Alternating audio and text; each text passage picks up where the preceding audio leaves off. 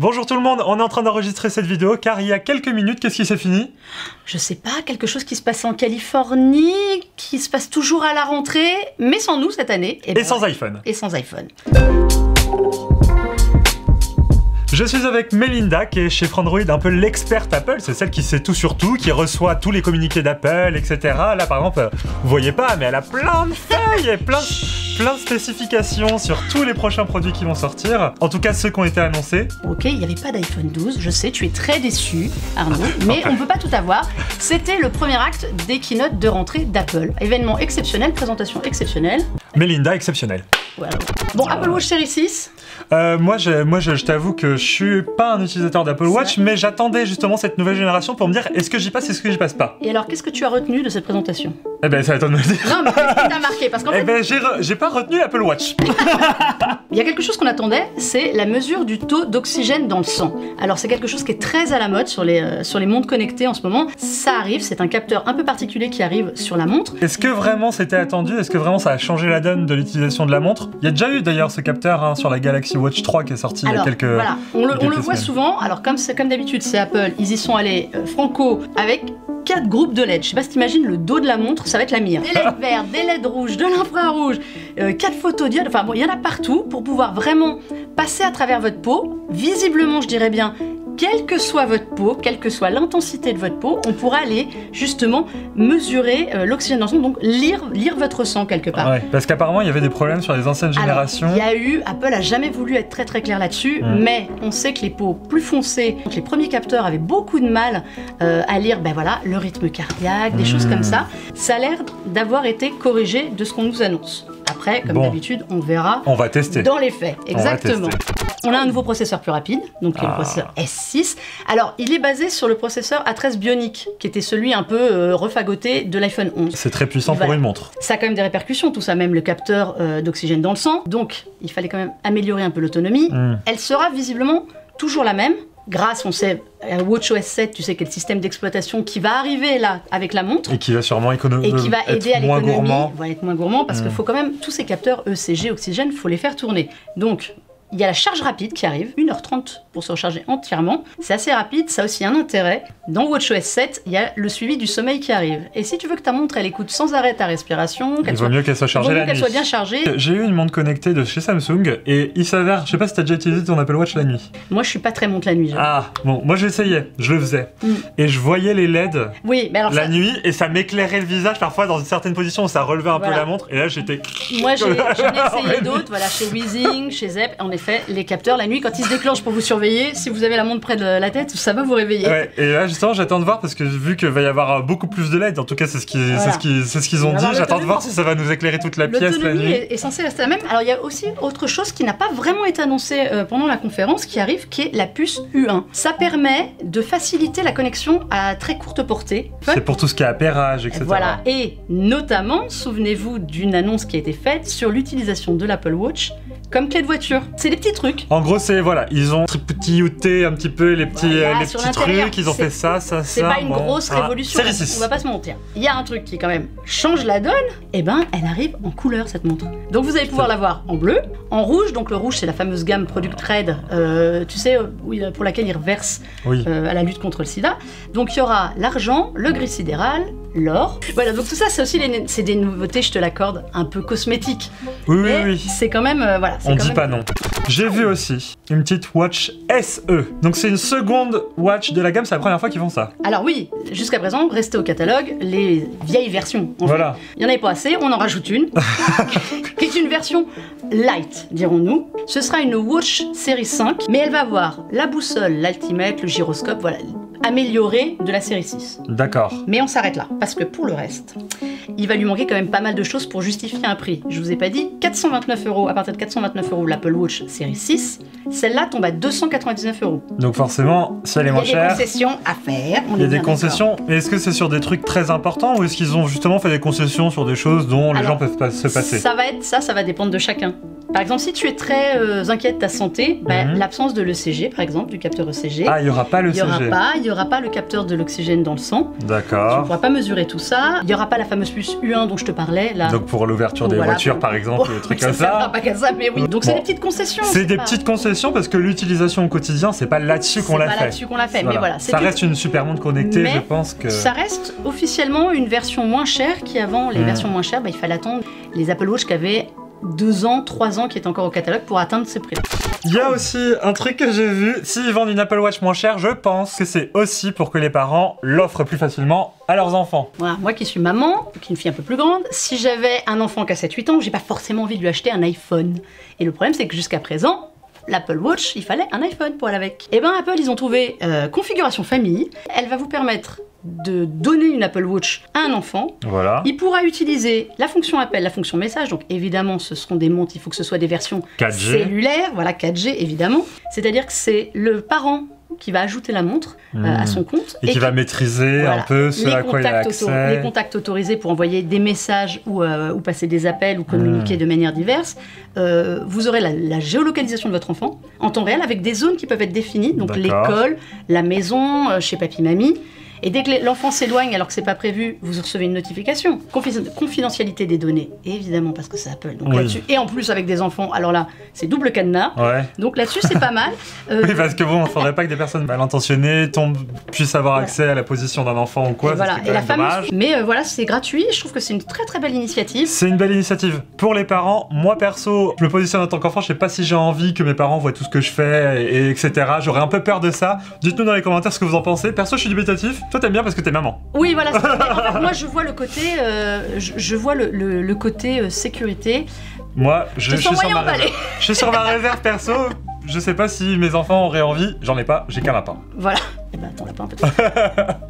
Bon, terminé avec les Apple Watch. Bah oui, j'ai vu que ça ne t'avait pas emballé plus que ça quand même. Bah écoute, quelques nouveautés, mais pas grand chose non plus quoi. Ça justifie pas d'en acheter une nouvelle si on a une série 5 pour le moment, en perso. Alors voilà, avoir le test sauf si l'oxygénation du sang est quelque chose d'important pour vous, à voir. Ok, maintenant, là ça a été un petit peu le petit coup de chapeau, de baguette magique. C'est ce qui t'a marqué en fait, c'est ça que tu veux nous dire. Fait que j'ai vu un iPad Air que perso en tant qu'étudiant j'aurais adoré avoir, et que ma grand-mère là a vu une nouvelle tablette, je sais que je vais lui dire mamie, ça elle est pour toi celle-là. L'iPad Air. Ce petit iPad Air dont le principe était d'être léger par rapport aux autres iPads, mais avec le même design, et ben là, c'est le même design, que l'iPad Pro. C'est quasiment le même. L'écran il fait 10,9 pouces, il fait plus moderne. En fait, il fait tout simplement c'est bord à bord, il y a plus ces bordures de 16/9 de je ne sais quoi. Et là où c'est aussi une petite révolution, c'est qu'il arrive en couleur.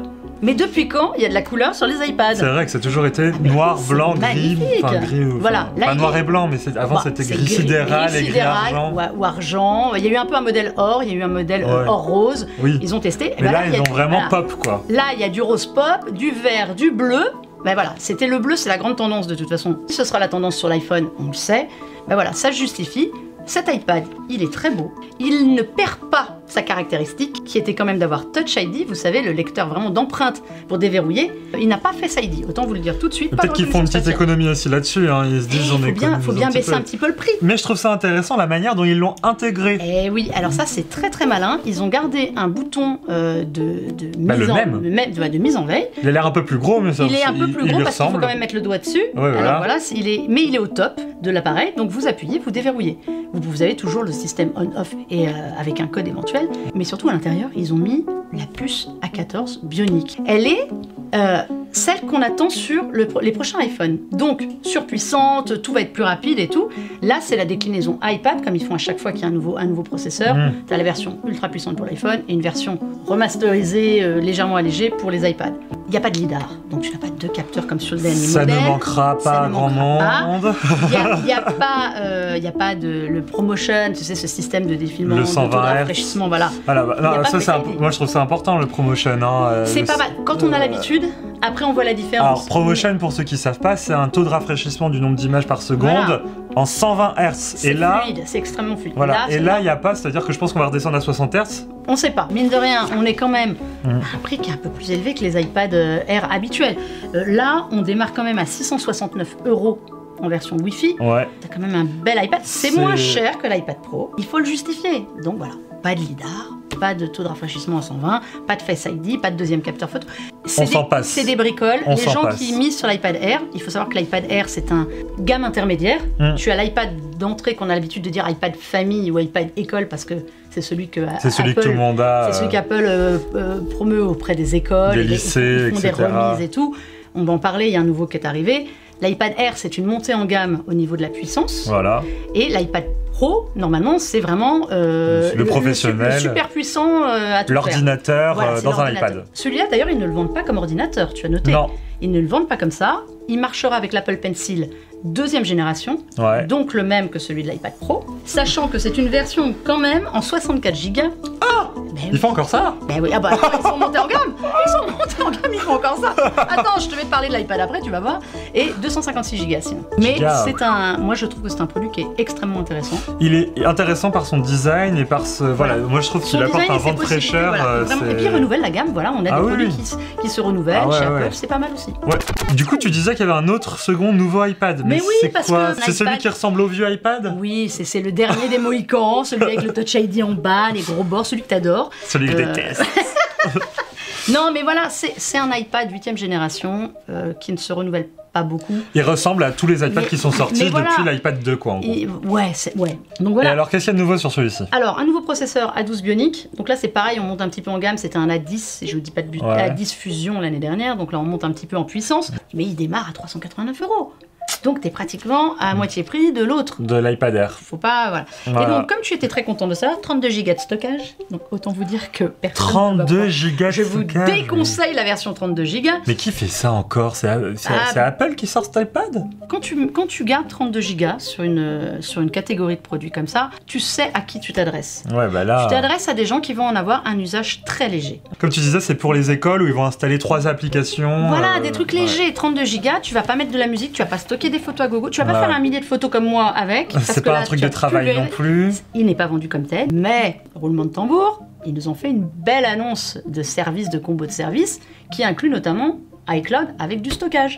Du coup, là, attends, là, tu viens de dire un truc de ouf, c'est-à-dire qu'il y a du service, ils annoncent du service, Apple aime le service. Mais oui. Là, on sait que c'est sur ça qu'ils vont prospérer dans ces prochaines années. C'est le service parce qu'on atteint une maturité dans les produits. Alors le service, c'est le nerf de la guerre chez beaucoup de monde. Dès que vous avez des services à vendre, c'est la machine à cash. Soyons clairs. Donc là, Apple, Apple l'a bien senti. Ils ont annoncé Apple One. Vous voyez toute la galaxie de services qui existent chez Apple. donc les news, la musique, La télé, télé, iCloud, donc le iCloud. stockage, Apple Arcade aussi, on oublie, les Apple jeux. Arcade, les jeux, tout. Et bien tout ça maintenant, vous allez pouvoir faire un petit peu d'économie. et prendre un abonnement général Apple One. Multiservice, voilà, Apple One. Tu auras ça et donc iCloud en stockage. 50 Go de stockage si tu es tout seul avec ton petit forfait individuel. Mhm. Si tu as une famille jusqu'à 6 personnes, ce sera 200 Go de stockage. Et ça coûte Et les mêmes services. Ça coûte 14,95 par mois Ah. pour le premier package. Et pour la famille, donc 6 personnes au total, 19,95. C'est un peu comme Amazon et leur offre Prime qui regroupe tout Mais évidemment. un tas d'offres où tu Évidemment. sais même plus ce que t'as le droit, tellement t'as d'offres. Voilà. Bon, après, il y aura... Ok, Voilà. et niveau nouveauté, Bah là, on a fait le tour. Bah, les l'iPhone. Bah non, mais non, pas d'iPhone. Justement, c'était ça la fin de cette keynote Ouais. de septembre. Septembre, c'est l'iPhone. Et bien l'iPhone, vous l'attendrez au mois d'octobre. Parce qu'il n'est pas prêt. Il vient de partir en production. On le sait, à cause du coronavirus, de la pandémie, les usines sont parties tardivement. Donc je pense qu'ils mettent le carton sur le prochain trimestre pour l'exercice fiscal, où là on va voir tous les iPhones. Là-dessus, il y aura des MacBooks. Il va y avoir ce fameux iPad Air qui, pour moi, va être un carton, même si le prix est un petit peu élevé. Il est toujours moins cher qu'un iPad Pro et l'iPad Pro marche plutôt pas mal. Ouais. Donc, je pense qu'ils vont se faire une petite fin d'année. Ça va être. Un flic. Ah bah, ça va être Noël vendeur, à mon avis. Très bien. Mais pour tout ça, rendez-vous, à mon avis, mi-octobre. Et on se retrouve très bientôt pour d'autres vidéos sur Frandroid. J'espère que ça vous a plu. Là, on a fait un petit format à la cool, direct Voilà. après la conférence. Et on voulait vous donner les infos directement. Voilà, mais vous nous direz, voilà, en commentaire, si ça vous a plu ou pas. Allez, à très bientôt. Ciao.